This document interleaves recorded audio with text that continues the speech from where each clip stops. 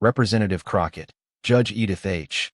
Jones said sharply, her gavel striking once, a sound that sliced through the silence of the packed federal courtroom. Your recent remarks about the judiciary demand clarification. Her words carried no anger, only the kind of authority forged through decades of unshakable service. Every reporter in the room froze mid-note. Cameras blinked red. This was not on the schedule. What was supposed to be a routine judicial symposium had just turned into a rare and riveting confrontation between a legendary federal judge and a rising political star. Jasmine Crockett didn't flinch. Standing tall in her tailored navy suit, she met the judge's gaze with calm composure. The two women represented different worlds, one steeped in tradition and precedent, the other driven by reform and change, but both understood the weight of the moment. I meant no disrespect to the courts, Your Honor, Crockett began, her voice steady but edged with conviction. But I can't ignore the pain people feel when justice seems unreachable. If the law doesn't evolve with the people it serves, we risk losing their faith entirely. A low murmur rippled through the audience of lawyers, clerks, and scholars. Judge Jones raised a hand, silencing them instantly. Faith in the courts, she replied, depends not on who wins, but on whether the law stands above politics. We are guardians, not legislators. When public officials cast doubt on that principle, the entire system trembles. For a long moment, the two women simply stared at one another, the seasoned jurist defending the sanctity of the Constitution, and the young Congresswoman carrying the urgency of a new generation. Then Crockett took a step closer to the podium. Judge Jones, she said softly, my fight isn't against the courts, it's against complacency. I want a system strong enough to correct itself when it falters. I believe that honoring your legacy means continuing to challenge it, not to destroy it, but to refine it. The judge's eyes narrowed slightly, studying her. Decades of courtroom experience had taught her to recognize sincerity, and Crockett's words, however bold, rang with truth. Slowly, the stern lines on her face softened. I may not agree with your approach, Congresswoman, Jones said finally, but I respect your purpose. The Constitution endures because of people willing to test its strength, and because of institutions willing to defend it. The tension in the room broke like a wave. Reporters exhaled. Some even applauded before remembering where they were. Judge Jones leaned back, a faint smile ghosting across her lips. Perhaps, she said, we both serve the same ideal, just from opposite ends of the bench. Crockett nodded. Then maybe that's where justice truly lives, Your Honor, in the space between defense and change. The courtroom fell silent again, but this time it wasn't fear that held the air, it was respect. Two women, generations apart, had turned confrontation into understanding. Outside, the headlines would call it a showdown, a clash, even a reckoning. But those who were present knew better. It wasn't a fight, it was a reminder that honor, duty, and the courage to listen still have a place in American life. And for one rare morning, beneath the marble columns of justice, everyone felt it. The atmosphere inside the grand ballroom was electric long before anyone realized why. Rows of black robes and dark suits filled the space, a sea of authority and intellect waiting for another routine morning at the annual Federal Judicial Conference. No one suspected that within the hour, they would witness a moment that would ripple through every corner of the American legal system. Representative Jasmine Crockett's voice carried confidence as she addressed the audience. We cannot call our system just, she said, when sentencing still falls harder on the powerless than the powerful.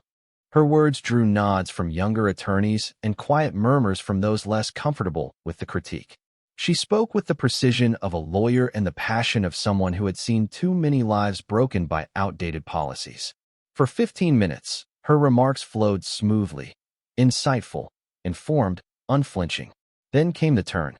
Too many federal judges, Crockett declared, her tone sharpening, cling to precedents that no longer reflect the society we live in.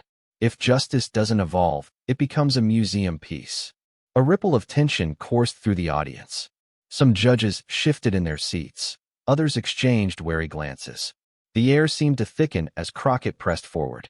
When court rulings keep repeating the mistakes of the past, we have to ask, are we protecting justice, or just preserving comfort for those in power?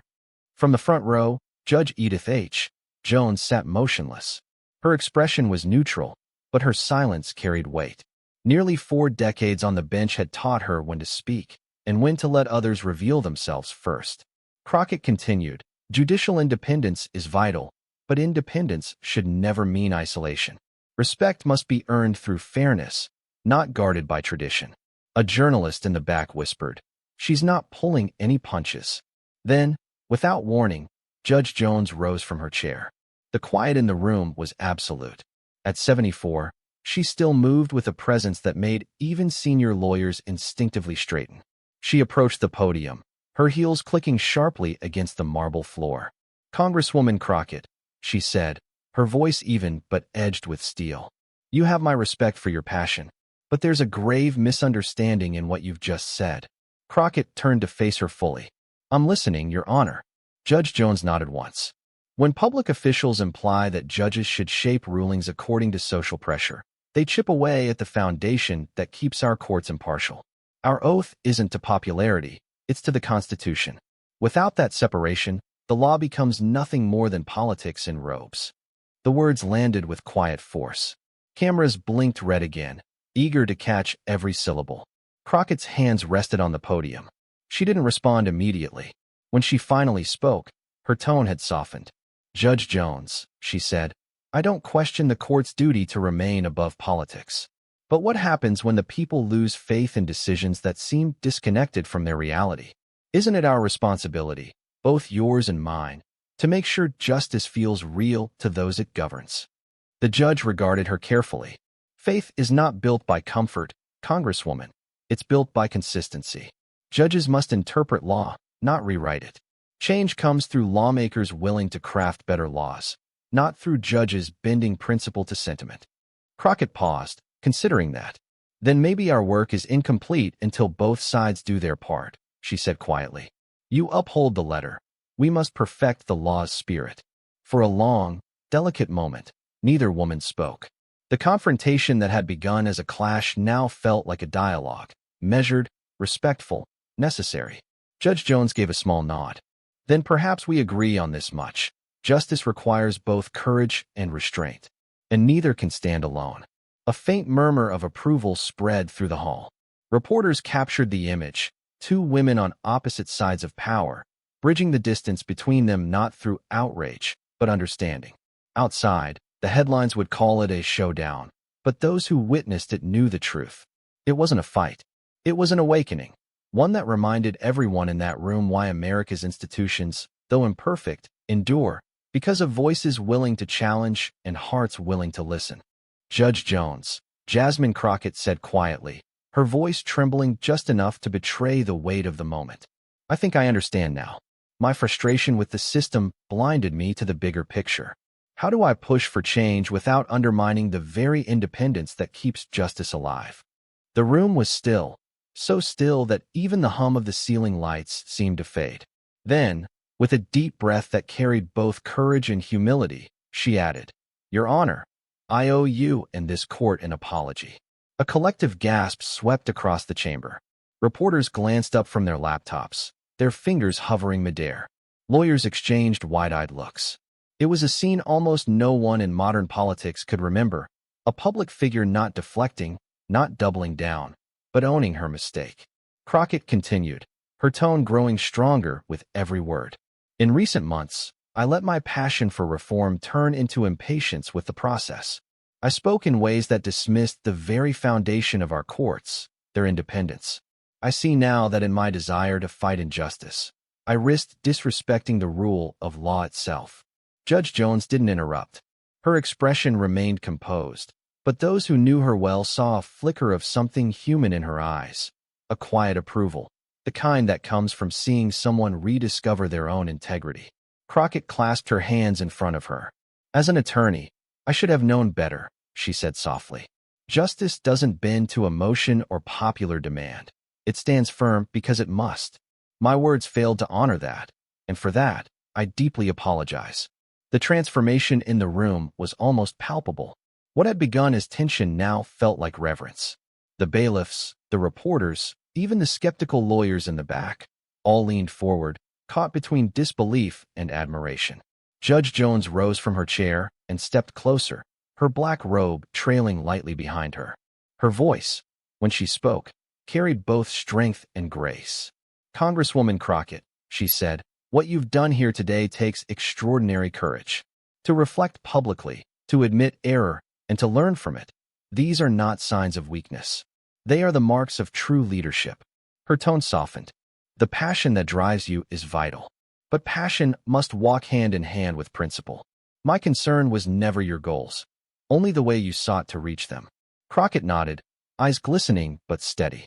"Then help me," she said, her voice low but clear. "Help me learn how to fight for reform without crossing the boundaries that safeguard our democracy. I want to get this right." For a heartbeat, silence reigned again. Then Judge Jones smiled, a genuine, almost maternal smile that transformed her stern demeanor. "Congresswoman," she said, "I would be honored to help you. You and I serve the same cause, though from different seats. Justice belongs to all of us, judges, lawmakers, and citizens alike." Turning toward the audience, she raised her hand slightly. "This moment," she said, "is what democracy looks like when it works. The brilliance of our system isn't in its perfection, it's in its balance. Legislators identify the flaws in law and work to repair them. Judges interpret those laws according to the Constitution, not the mood of the day. And when each branch respects the other, the nation stands stronger."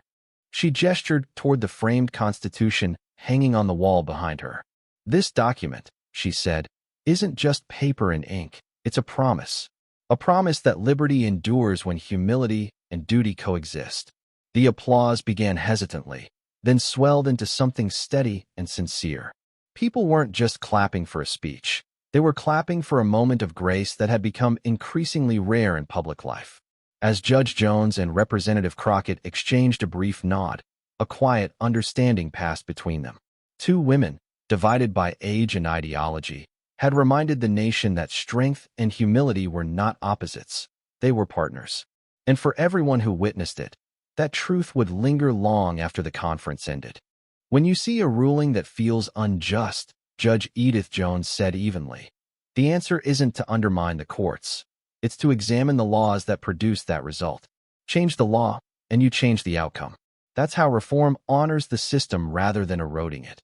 Across the stage, Representative Jasmine Crockett slowly nodded, the weight of the words sinking in. She reached into her jacket, pulled out a small notebook, and began to write. The sight of a sitting congresswoman taking notes from a federal judge drew an audible murmur through the room. Reporters lifted their cameras. Even the most seasoned lawyers leaned forward, realizing they were witnessing something extraordinary. "So," Crockett said, glancing up thoughtfully, "if I believe sentencing disparities are unfair, my focus should be on changing the statutes that allow them, not condemning the judges who interpret them." "Precisely," Judge Jones replied with quiet satisfaction. "Reform joined with respect builds progress. Judges aren't the enemy of justice, Congresswoman, we are its guardians. When lawmakers and judges understand one another's roles, the entire system strengthens." The air shifted again. A sense of calm settled over the once tense room. Crockett took a deep breath, her tone soft but sure. "Over these past months," she began, "I let my frustration with certain decisions cloud my understanding of how justice actually functions. In trying to fix what I saw as wrong, I spoke in ways that were unfair to this institution. I was wrong to do that." Her honesty stunned the audience. No one moved. Even the court reporters' fingers froze above their keyboards. Lawyers exchanged glances, astonished, but deeply moved. In an era when public apologies were rare, her humility felt almost sacred. "As an attorney," Crockett continued, her voice steady now, "I should have remembered that the law draws its strength from independence, not from pressure or popularity. I allowed my passion for reform to outrun my respect for that truth. And for that, Your Honor, I sincerely apologize." Judge Jones regarded her for a long moment. The stoic lines of her face softened, just slightly. She stepped closer to the podium, her robe brushing the floor with each deliberate step. "Congresswoman Crockett," she said gently, "it takes true moral courage to admit when one has spoken out of turn. Our nation is built on accountability. Yours today is a reminder of why our institutions still deserve trust." Crockett nodded, her eyes glistening but resolute. Thank you, Judge Jones. I've always believed reform comes from challenging the system, but I see now it must also come from understanding it. Would you be willing to help me learn how to advocate more effectively, how to push for progress without crossing those constitutional lines? The request hung in the air, pure and sincere. For a moment, Judge Jones simply looked at her, as if weighing not the question, but the heart behind it. Then, slowly, a genuine smile touched her lips. Warm, unguarded, real. Congresswoman, she said, it would be my privilege. Passion and respect are not opposites. They're the twin pillars of a working democracy. One drives us forward, the other keeps us grounded. A quiet murmur rippled through the courtroom, the kind that follows a revelation rather than an argument. What had begun as confrontation had transformed into something rare, mutual understanding. Judge Jones turned toward the audience. Remember this moment, she said. Our democracy endures because its branches learn from one another. Lawmakers identify injustice and strive to correct it. Judges uphold the law to ensure that correction happens within the bounds of the Constitution. When we each do our part, liberty survives. She gestured toward the flag behind her, its stars and stripes glowing under the courtroom lights. This, she added softly, is what self-government looks like. Imperfect, sometimes tense, but always rooted in respect. Applause began hesitantly, then swelled until the entire hall echoed with it. People weren't clapping for victory or defeat. They were clapping for something deeper, a rare glimpse of honor between two leaders who understood that the American promise depends not on winning arguments, but on keeping faith with the institutions that hold the nation together. As they exchanged a final nod, Crockett and Jones had done more than reconcile. They had reminded everyone watching that humility and conviction, working together, can still move a country forward. Judge Jones turned toward Representative Crockett, then to the rows of lawmakers, attorneys, and scholars who filled the chamber. Her voice, calm but commanding, carried the weight of decades of experience. The beauty of our democracy, she said, rests in the delicate balance between its branches. Congress shapes the laws. The courts interpret and apply them. Neither can stand without the other, and neither must ever try to overshadow the other. She gestured toward the massive framed Constitution mounted behind the bench. That document isn't just history, it's a living promise. When rulings seem unjust, the solution is not to attack the judiciary, but to examine the statutes themselves. If the law no longer serves fairness, it is the lawmakers who must refine it.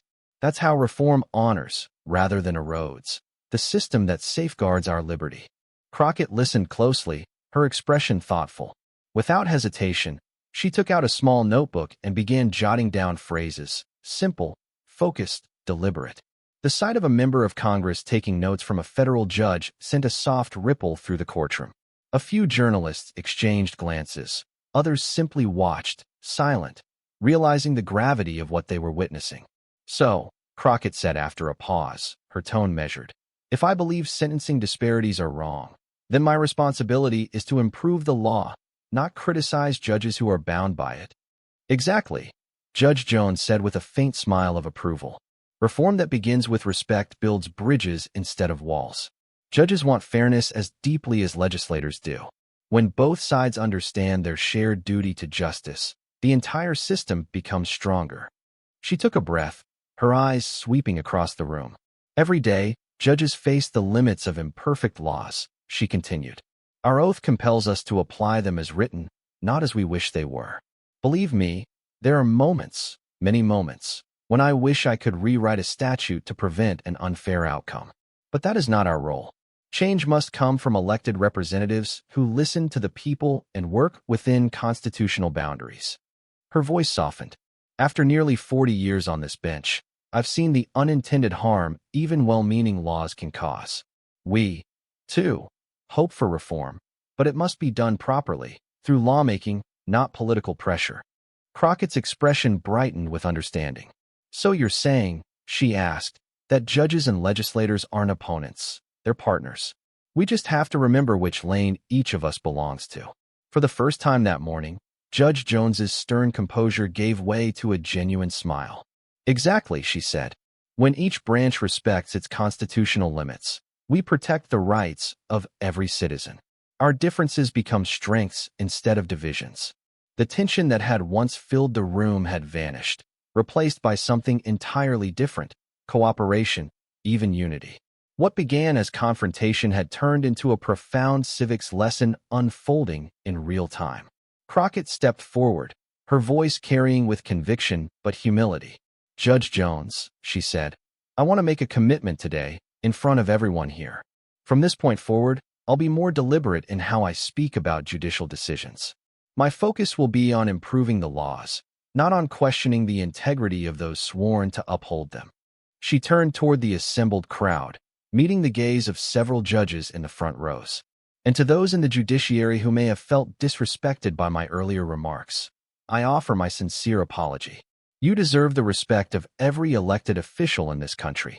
I will do better." The sincerity in her voice left no room for doubt. Judge Jones nodded, her expression warm with approval. "Congresswoman Crockett," she said, "your words honor both this institution and the office you hold. I will hold you to that promise, not as an adversary, but as a colleague in service to the Constitution we both swore to defend." There was a pause, brief, weighty, alive with meaning. Then, quietly at first, the sound of applause began from the back of the room. A few attorneys stood, then a cluster of law clerks. Within seconds, the entire courtroom was on its feet. The applause grew louder, echoing against the marble walls, not out of partisanship, but out of reverence. Reverence for a moment when humility triumphed over pride, when disagreement gave way to understanding, and when two women, one robed in black, one draped in the colors of public office, reminded everyone watching that the American experiment still worked. For a rare and fleeting moment, beneath the symbol of the Constitution itself, faith in the nation's institutions felt renewed. And every person in that room knew they had witnessed something history would remember. Even the court clerks and security marshals joined in the standing ovation, their usual formality replaced by visible admiration. Judge Jones did not interrupt the applause. She let it build and echo through the chamber, allowing the weight of the moment to settle into every heart present. Only after nearly a full minute did she lift her hand, calling for calm. The silence that followed was profound, alive, reverent, almost sacred. "What we've seen here today," she began, her tone composed yet deeply moved, "is precisely what our founders hoped this republic would embody. Branches of government engaging in open, respectful dialogue, each faithful to its purpose, each working toward the same goal: justice and the well-being of the American people." Turning toward Representative Crockett, she continued with unmistakable warmth. "Congresswoman, today you reminded us that real leadership isn't about never being wrong. It's about the courage to acknowledge when you are and the strength to grow from it. You chose principle over pride, and that choice honors both your office and this nation." The words resonated like a benediction. As Judge Jones adjourned the session, something extraordinary happened. Several judges descended from the bench, an unprecedented gesture, and walked straight to Crockett. They shook her hand, thanked her for her humility, and one of them quietly said, "You've restored something important today." For a few moments, the courtroom ceased to be a place of rulings and objections. It became a space of genuine reconciliation between two arms of government. Observers, journalists, and legal scholars alike would later describe it as one of the most poignant moments in modern judicial memory, a rare instance when disagreement had transformed into unity, when dialogue replaced division. It was living proof that even in an era of political bitterness, respect could still bridge the divide. The reaction beyond those marble walls was immediate and electric. Within hours, video clips of the exchange between Congresswoman Jasmine Crockett and Judge Edith Jones swept across social media. Millions watched, shared, and commented, captivated by the authenticity of what they had witnessed. In a time when politics often thrived on outrage, Americans were moved by something they hadn't seen in years: humility, grace, and genuine patriotism. Major networks broke their usual tone of cynicism to highlight the event. Headlines flashed across the nation: "Congresswoman acknowledges error, judge responds with dignity." A lesson in leadership and respect. Political commentators from both parties found rare common ground in their praise. Representative Crockett demonstrated real political courage today, said Harvard Law professor Lawrence Tribe during a live interview. It takes strength to admit a mistake in public, especially in this climate. And Judge Jones showed that authority, when tempered with empathy, can inspire rather than intimidate. Even the American Bar Association released a statement commending both women, noting that their exchange represented the highest ideals of public service, mutual respect, and constitutional fidelity. Editorials across the country described the moment as a refreshing reminder that the American system still had the capacity for grace. One commentator on national radio captured it best. For a brief, shining moment, a courtroom became more than a symbol of law. It became a classroom for democracy itself. The official joint statement issued afterward by the federal judiciary's press office echoed that sentiment. It called the exchange a vital reminder to every public servant that cooperation between branches of government strengthens the republic, while hostility weakens it. For Jasmine Crockett, the day marked a defining chapter in her public life. The event reshaped not only her image but her understanding of what leadership truly means. In the interviews that followed, she spoke with a clarity that reflected genuine transformation. Judge Jones taught me something I'll carry forever, Crockett told a major news outlet. She showed me that fighting for justice doesn't mean undermining our institutions. My duty isn't to pressure judges to deliver the outcomes I want. It's to help create better laws so that they can deliver justice within a fair system. When asked what inspired her to make such a public apology, her answer revealed a humility that resonated nationwide. Sometimes, she said softly, the most powerful thing a leader can do is admit they were wrong. I realized my tone and approach were working against the very ideals I believed in. Judge Jones helped me see that respect for the judiciary and reforming the law aren't opposing forces. They're partners in progress. In the days that followed, the video of their exchange continued to circulate, clipped, shared, and replayed countless times. People from across the country commented that it had restored their faith in American governance. And for once, amid all the noise of politics, something simple yet extraordinary had happened. A member of Congress and a federal judge had reminded the nation that integrity, humility, and cooperation were not relics of the past. They were the foundation of the republic itself. They strengthen each other, Judge Jones said later, reflecting on the extraordinary exchange that had unfolded before the nation's eyes. In her remarks following the hearing, she spoke with a calm authority that carried the weight of decades on the bench. What Congresswoman Crockett demonstrated today, she said, is precisely what our democracy needs. Leaders who are humble enough to listen, brave enough to grow, and wise enough to place integrity above ego. The separation of powers was never meant to be a wall. It's a framework of mutual respect. And what we saw today proves that respect and reform can absolutely exist side by side. Her words reverberated far beyond that courtroom. Within days, universities across the country began including the footage in their law and political science courses. Professors paused their lectures to replay the clip where a congresswoman and a federal judge turned disagreement into understanding. In classrooms from Harvard to Howard, students debated what it meant to challenge injustice without undermining institutions. It became required viewing in several constitutional law programs, a vivid demonstration that civility and accountability were not signs of weakness, but of strength. Political scientists, too, took notice. They described the exchange as a living lesson in democratic balance, proof that the system envisioned by the founders still had the power to evolve without breaking apart. The confrontation-turned-conversation was dissected in think tank roundtables and televised panels. Commentators agreed. What America had witnessed wasn't just a rare moment of grace. It was a blueprint for rebuilding trust between the branches of government. Even more surprising was how quickly the example began to ripple through public life. Over the next several weeks, elected officials and public figures on both sides of the aisle began referencing the event. Some quietly adjusted their rhetoric, acknowledging that Crockett's public humility had prompted them to reflect on their own tone when criticizing the courts. Others spoke openly about the need to revive civility in American discourse. For the first time in years, political dialogue, often defined by shouting and accusation, showed glimpses of collaboration and respect. 6 weeks later, Representative Jasmine Crockett and Judge Edith Jones stood side by side once again, this time on the stage of a national constitutional law symposium in Washington, D.C.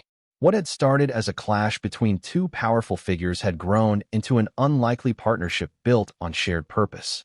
The sight of a sitting congresswoman and a federal judge presenting together was striking enough, but the message they delivered was even more powerful. What I learned from Judge Jones, Crockett told the packed audience, is that reform only works when it's rooted in understanding. You can't strengthen the justice system by eroding respect for it. Real change begins with working within the framework that protects every citizen's rights. The audience erupted in applause, many rising to their feet. When it was Judge Jones's turn to speak, her voice carried the same quiet authority that had once stilled a courtroom. Congresswoman Crockett has shown that passion and respect are not opposites. They are allies, she said. Since that day, her advocacy has only grown stronger because it's now grounded in both conviction and constitutional principle. That's what effective leadership looks like. Their words resonated deeply. The two women had turned a moment of confrontation into a model of cooperation. Law schools began hosting seminars inspired by their story. Bar associations featured it in ethics training. Civic groups discussed it as an example of how humility can transform leadership. And on social media, young attorneys and activists shared clips of the event, describing how it inspired them to approach debate with patience, not pride. A prominent constitutional law professor summed it up perfectly. What Judge Jones and Representative Crockett offered wasn't just civility. It was a masterclass in how democracy endures. They showed that disagreement isn't the enemy of progress. Arrogance is. When leaders choose integrity over ego, they don't weaken the system. They renew it. In an era of polarization, the moment stood as a powerful reminder that progress and respect are not mutually exclusive. The dialogue between Crockett and Jones became more than a viral story. It became a touchstone for how American institutions could grow stronger through honest conversation and shared principle. Their exchange continued to echo months later, cited in speeches, classrooms, and op-eds. It was proof that the Republic still had room for humility and grace. What began as a courtroom confrontation had evolved into a lasting symbol of what leadership could be when guided by conscience and grounded in the Constitution. Judge Edith Jones's defense of judicial independence and Representative Jasmine Crockett's willingness to admit fault didn't just move a courtroom. They rekindled the nation's belief that integrity still matters, and that courage can take the form of listening as much as leading. If this story of respect and redemption restored your faith in American leadership, don't forget to subscribe and turn on the notification bell. We'll keep bringing you powerful, real stories where courage, humility, and constitutional values meet to remind us that democracy isn't just written in law, it's lived through character. And tell us in the comments, what moments of leadership and honor do you think America needs to see next?